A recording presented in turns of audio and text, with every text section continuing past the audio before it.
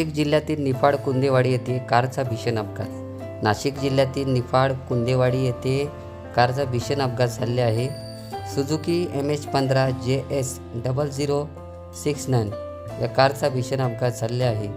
या संदर्भात आम्ही घटनास्थळी उपस्थित गावकऱ्यांची भेट घेतली असता प्रसारमाध्यमांशी बोलत असताना म्हणाले, रात्रीच्या वेळेस समोरून येत असलेल्या गाड्यांना साईड देत असताना हा भीषण अपघात झालेला आहे.